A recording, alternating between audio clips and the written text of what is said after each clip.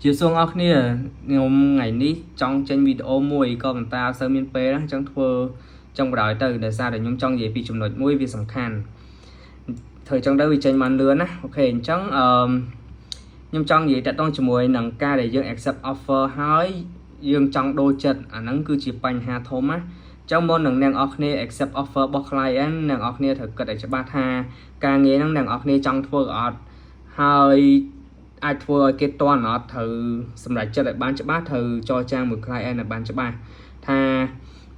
ទី1តាក់ទងជាមួយនឹង deadline ថាយើងធ្វើតន់អត់ទី2តាក់ទងជាមួយនឹងចំណុចលម្អិតនៃការងារថាយើងអាចធ្វើការងារនឹងបានអត់ហើយនឹងទី3តាក់ទងជាមួយនឹងតម្លៃនៃការងារថាតម្លៃប៉ុណ្ណឹងវាស័ក្តិសមជាមួយនឹងយើងអត់ក្នុងការធ្វើអញ្ចឹងបើសិនជាអូខេហើយចាំ accept offer ចាំធ្វើការឲ្យគេ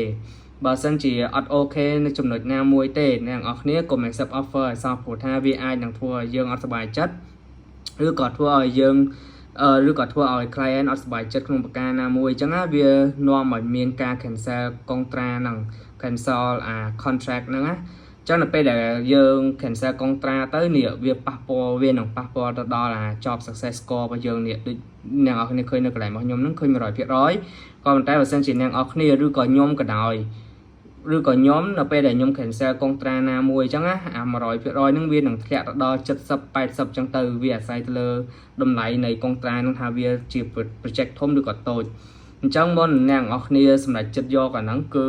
accept offer ហ្នឹងគឺត្រូវសម្រាប់ចិត្តឲ្យបានច្បាស់អូខេមើលទៅលើ3ចំណុចដែលខ្ញុំបាននិយាយខាងមុខហ្នឹងហើយអ្នកនរគ្នាត្រូវគិតមកត្រូវមើលprofile ហ្នឹងណាចាត់ទុកវាដូចជាហាងរបស់យើងមួយអញ្ចឹងអានេះវាដូចជាយើងដាក់តាំងហាងដ៏ល្អមួយដើម្បីឲ្យគេចូលមកទិញអីវ៉ាន់អញ្ចឹងណាអញ្ចឹង profile យើងហ្នឹងគឺសំខាន់ខ្លាំងមែនតើគឺនៅលើ Upwork ហ្នឹងមានតែ2ឯងទី1 profile ទី2 cover letter គឺអត់មានអីលើសពីហ្នឹងទៀតទេបើសិនជាអ្នកនរគ្នាធ្វើពីរហ្នឹងបានសម្រេចគឺ